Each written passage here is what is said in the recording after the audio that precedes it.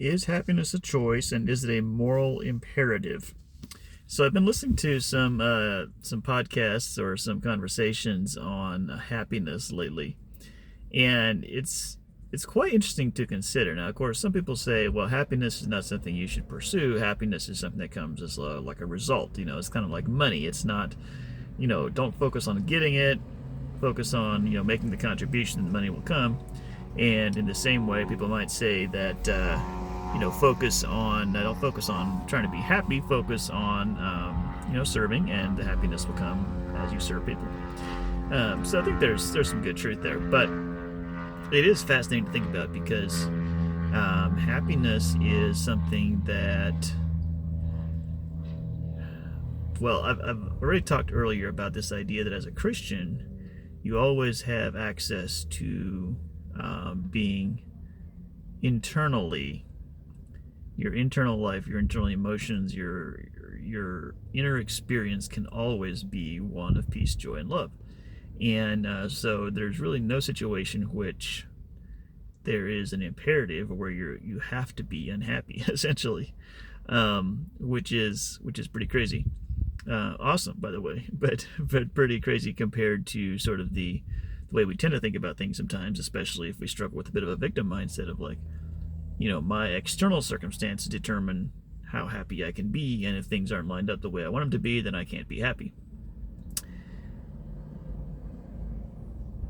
So several things. One is, it's interesting to think about the fact that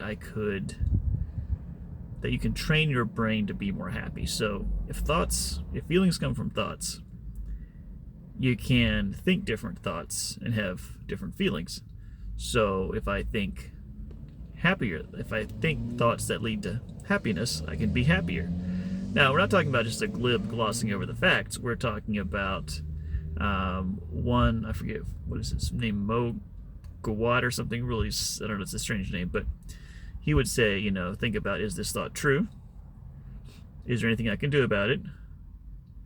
And I forget the last thing of his, flow chart of like what you do with a negative or something that makes you feel unhappy. But the idea is you can train. He says that now it takes him. He's not unhappy for longer than 7 seconds, because he can go through that process. I think maybe the last thing was deciding what to do or whatever, but he can get that process in 7 seconds, and so he's not unhappy longer than 7 seconds. And so it is remarkable that you can train your brain to have better thought patterns. And of course, the Bible talks about, renewing your mind. And the Bible gives us instruction on how to think. Jesus says, don't worry about tomorrow, and things like that. And so, but it is remarkable that, when it's so easy to think that the quality of my life is dependent on what happens around me. And it's not really true. There are some things that are, there are plenty of challenges.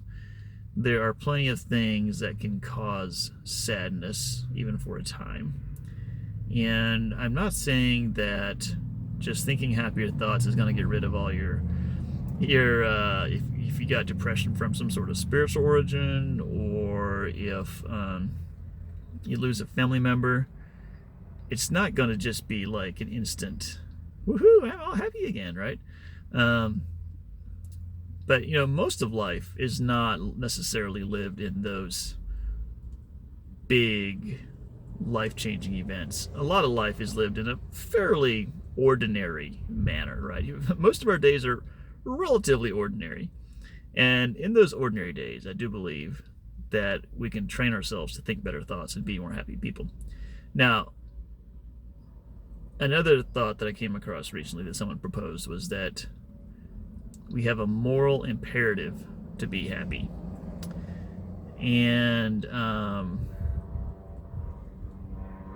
I've not really, I guess the Bible does say to rejoice always, right? So maybe there's a scriptural basis there. I'm not sure about the scriptural basis for this idea. I do think it is an interesting one, though, because when you think about the impact that you have on people around you, like when you think about, okay, first of all, is there any scenario in which it's easier to serve God when you're unhappy versus when you're happy? Probably not, unless it's a thing that it draws you closer to God because you don't know what to do or whatever. But on the whole, right, it's easier to serve, to be a giving person, to be the kind of person making a contribution when you're happy. It just is. And you think about the impact. So like, especially people close to me. So like my family members, the people I spend time with, even my clients, like, are they better served if I'm happy or if I'm not happy? I mean, like, very rarely are they not. I mean, you know, like generally, the impact I can have on the world and the people around me is just so much more positive. It's so much more better. And I think I would argue a better reflection of the way God is. I think God is way happier than what somehow he can often be in our minds. But you think about the emotional impact of being around someone who's happy versus someone who's depressed versus someone who's angry. It's such a radically different experience. And I think you could make a case. I think you could make a case that you have a moral imperative to be a happy person. Now, does that mean happiness at all costs? No. If you think you have to sin in order to be happy, then no, absolutely not. But if you can train your mind, you can renew your mind, if you can absorb truth, think better thoughts, and be a happier person, well, it certainly seems that you will be a better reflection of God here in the world. So probably you do have a responsibility to be a happy person.